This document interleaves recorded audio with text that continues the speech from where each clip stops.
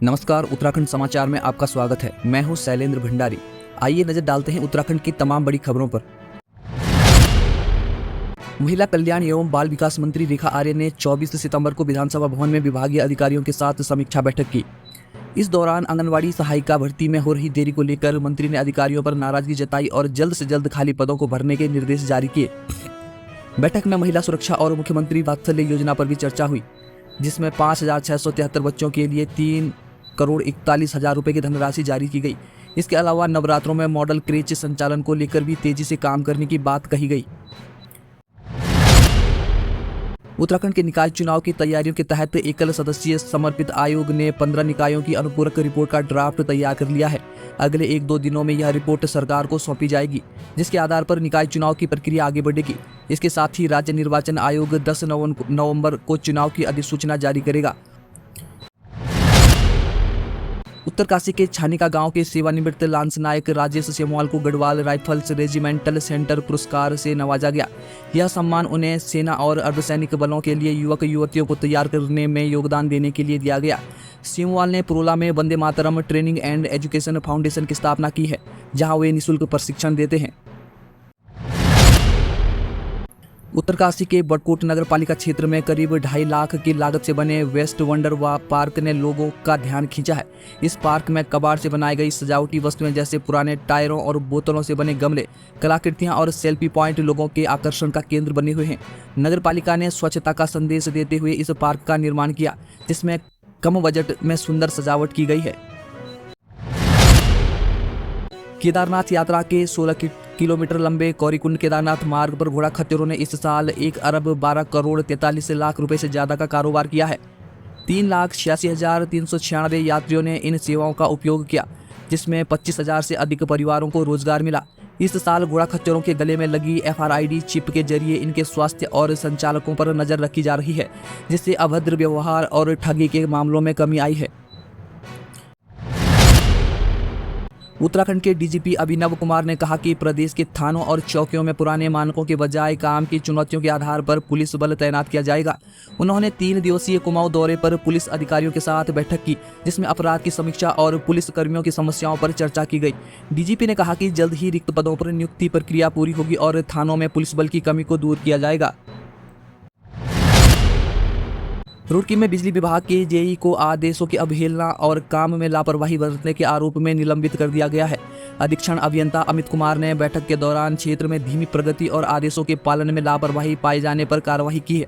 निलंबन की अवधि के दौरान दोनों JE को अधीक्षण अभियंता कार्यालय से अटैच किया गया है और मामले की जाँच की जा रही है। राजाजी टाइगर रिजर्व से सटे हरिपुर कला क्षेत्र में एक हाथी ने युवक सोनू थापा पर हमला कर उसे गंभीर रूप से घायल कर दिया। युवक को ऋषिकेश एम्स में जोली ग्रांट अस्पताल रेफर किया गया। इस घटना के बाद आक्रोशित ग्रामीणों ने वन विभाग के कर्मचारियों का घेराव किया। ग्रामीणों का आरोप है कि हाथी पिछले कई दिनों से गाँव में प्रवेश कर रहा है, जिससे दहशत का माहौल है, लेकिन वन विभाग ने अब तक कोई ठोस कदम नहीं उठाया। हरिद्वार के श्री बालाजी ज्वेलर्स में हुई डकैती के मामले में तीनों आरोपियों ने पुलिस कस्टडी में सीन रिक्रिएशन किया। पुलिस ने आरोपियों को घटनास्थल से लेकर उनके ठहराने की जगहों तक ले जाकर घटना का पुनर्निर्माण कराया। डकैतों ने बताया कि उन्होंने कैसे हथियारों और योजनाबद्ध तरीके से वारदात को अंजाम दिया था। पुलिस ने उनसे 3 दिन की रिमांड पर पूछताछ की योजना बनाई, ताकि और साक्ष्य जुटाए जा सकें। टनकपुर पिथौरागढ़ NH पर स्वाला डेंजर जोन में लगातार मलबा और बोल्डर गिरने से सड़क खोलने का काम बाधित हो रहा है। मशीन ऑपरेटरों को बड़े बड़े बोल्डरों से खुद को बचाते हुए काम करना पड़ रहा है। सड़क मरम्मत का काम बार बार टूटने के कारण यातायात ठप है। प्रशासन ने वाहनों को अन्य वैकल्पिक मार्गों से चलाने की अनुमति दी है, लेकिन मुख्य सड़क खोलने का काम चुनौतीपूर्ण बना हुआ है। CBI ने हरिद्वार के केंद्रीय विद्यालय भेल के प्रधानाचार्य को 30,000 रुपए की रिश्वत लेते हुए गिरफ्तार किया है। आरोपी प्रिंसिपल संविदा पर तैनात सुरक्षा कर्मियों और अन्य कर्मचारियों से 10,000 रुपए प्रतिमाह रिश्वत मांग रहा था। शिकायत मिलने पर CBI ने ट्रैप लगाया और प्रिंसिपल को रंगे हाथों गिरफ्तार कर लिया। आरोपी के घर से दफ्तर की तलाशी के दौरान कई अहम दस्तावेज भी बरामद हुए। औली रोड के किनारे बुधवार शाम अचानक जमीन से पानी का रिसाव शुरू हो गया, जिससे ज्योतिर्मठ के लोगों में हड़कंप मच गया। तहसील प्रशासन को सूचना मिलते ही टीम ने मौके पर पहुंचकर निरीक्षण किया। पता चला कि औली से आने वाला नाला चौक हो गया था, जिसकी वजह से पानी रिसाव हो रहा था। नाले की सफाई के बाद रिसाव बंद हो गया और 1 घंटे की मशक्कत के बाद स्थिति सामान्य हुई। देहरादून के जामा मस्जिद के मुतवल्ली और भाजपा नेता खालिद मंसूरी को उत्तर प्रदेश पुलिस ने सेलाकुई से गिरफ्तार कर लिया। खालिद पर अपहरण का मुकदमा दर्ज था और पुलिस ने उस पर 15,000 रुपए का इनाम घोषित किया था। इसके अलावा विकासनगर कोतवाली में जुआ अधिनियम और शांति भंग के तहत भी खालिद के खिलाफ मुकदमा दर्ज हुआ था। लंबे समय से फरार चल रहे खालिद को मंगलवार देर रात शाम गिरफ्तार किया गया। मौसम विभाग ने उत्तराखंड के कई जिलों में 30 सितंबर तक बारिश की संभावना जताई है। आज बागेश्वर और पिथौरागढ़ जिलों में भारी बारिश का अलर्ट जारी किया गया है, जबकि देहरादून और हरिद्वार सहित अन्य जिलों में मध्यम बारिश के आसार हैं। बुधवार को हुई झमाझम बारिश से तापमान में 2 डिग्री की गिरावट आई है और लोगों को गर्मी से राहत मिली। उत्तराखंड में अवैध खनन रोकने के लिए नई नियमावली जारी की गई, जिसके तहत अवैध ढुलाई में पकड़े गए वाहनों पर जुर्माना बढ़ा दिया गया। 10 टायर ट्रक डंपर पर अब पहले से 2 गुना जुर्माना लगेगा। पोकलेन पर 5 लाख रुपए जुर्माना वसूला जाएगा। इसके अलावा खनन वाहनों में जीपीएस लगाना अनिवार्य होगा। जीपीएस और धर्मकांटा को विभागीय ई रवाना पोर्टल से जोड़ा जाएगा। 2 बार से अधिक पकड़े गए वाहन को राज्य संपत्ति घोषित कर दिया जाएगा। रुद्रप्रयाग गौरीकुंड हाईवे पर एक बोलेरो वाहन अनियंत्रित होकर मंदाकिनी नदी में जा गिरा, जिससे एक यात्री की मौत हो गई और 13 लोग घायल हो गए।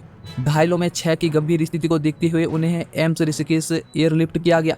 वाहन सोनप्रयाग से केदारनाथ जा रहा था। पुलिस और प्रशासन ने मौके पर पहुंचकर राहत कार्य शुरू किया। अल्मोड़ा के सल्ट, स्यालदे, लमड़गड़ा और धौला देवी क्षेत्र में पेयजल योजनाओं को भारी बारिश से नुकसान पहुंचा। जिले के कई गांवों में पिछले 2 सप्ताह से पानी की किल्लत है।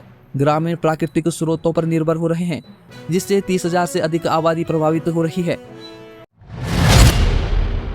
हेमवती नंदन बहुगुणा गढ़वाल केंद्रीय बीबी के एसआरटी परिसर बादशाही थौल में पहली बार छात्र संघ के सभी पदों पर निर्विरोध चुनाव संपन्न हुआ। अध्यक्ष पद के लिए आदित्य रतूड़ी चुने गए। अन्य सभी पदों पर अखिल भारतीय विद्यार्थी परिषद के उम्मीदवारों ने जीत दर्ज की। रक्षा अनुसंधान एवं विकास संगठन डीआरडीओ ने ग्रेजुएट्स और ट्रेड अप्रेंटिस पदों के लिए 200 रिक्तियों पर भर्ती प्रक्रिया शुरू की। इच्छुक उम्मीदवार 21 दिनों के भीतर आधिकारिक वेबसाइट पर जाकर आवेदन कर सकते हैं। नेशनल टेस्टिंग एजेंसी एनटीए ने भारतीय चिकित्सा पद्धति और होम्योपैथी के लिए आवेदन प्रक्रिया शुरू कर दी। इच्छुक उम्मीदवार 14 अक्टूबर तक आवेदन कर सकते हैं। सोने की कीमतों में तेजी आई है, जिसके चलते राष्ट्रीय राजधानी में यह 900 रुपये बढ़कर 77,850 रुपये प्रति 10 ग्राम के सर्वकालिक उच्च स्तर पर पहुंच गया।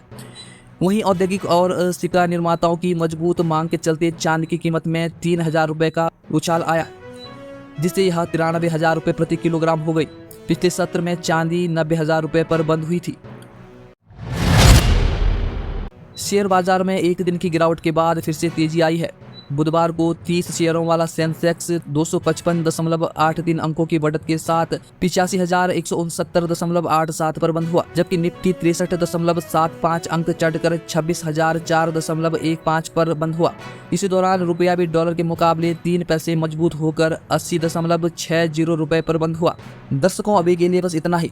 उत्तराखंड की हर छोटी बड़ी खबरों के साथ सरकारी नौकरियों और सरकारी योजनाओं के अपडेट्स सबसे पहले पाने के लिए जुड़े रहें हमारे साथ, क्योंकि यहाँ मिलती है सबसे तेज और विश्वसनीय खबरें। मुझे दीजिए इजाज़त। नमस्कार।